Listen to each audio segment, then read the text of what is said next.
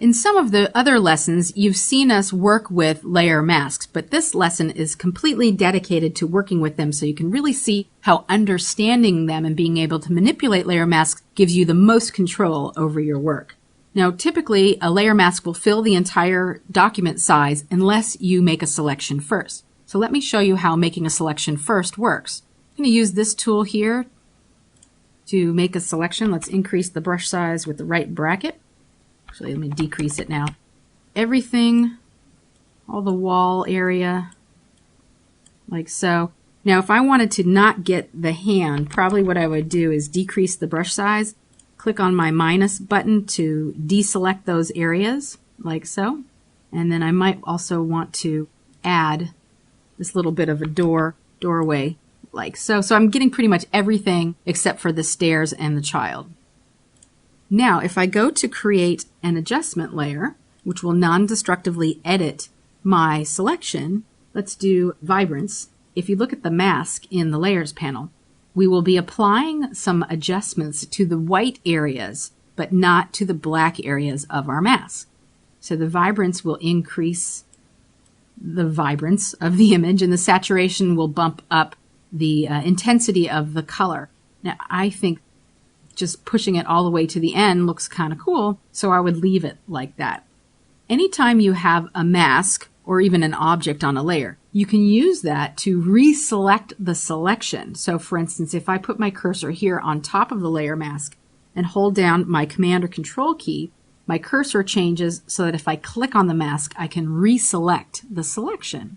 So now if I wanted to do some other kind of adjustment layer to the opposite side of this selection, all I would need to do is select inverse, and then I can apply another adjustment layer. So for instance, if we wanted to do a hue saturation to just the stair part of this image, we can modify the values here. So let's say I wanted to make this kind of like a green color for the stairs and bump up the saturation a bit so it's really bright, and then make it just a little bit lighter, just ever so much lighter.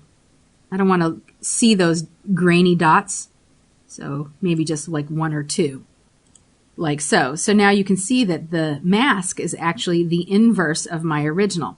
Now notice that there's a little bit of a halo effect going around the hand and the elbow. That's easy to clean up. All we need to do is paint with black or white with our mask selected. So I would probably zoom into those areas to get nice and clean edges. Make sure the mask is selected. Grab your paintbrush tool. You can modify the brush size. And we might have to do the same thing with the other mask so that the effect kind of goes right through. I would probably use a mask with a little bit of a soft edge. And let's grab this mask too, and now we'll do the same thing. And we'll paint with white to reveal.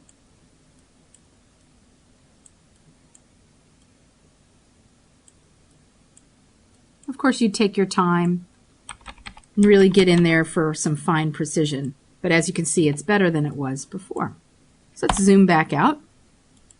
Now, if we want to, we can reselect that selection and create another adjustment layer. Adjustment layers will go on top of whatever layer is selected. So if I knew I wanted another adjustment layer on top of the hue saturation, just need to make sure that I select that layer.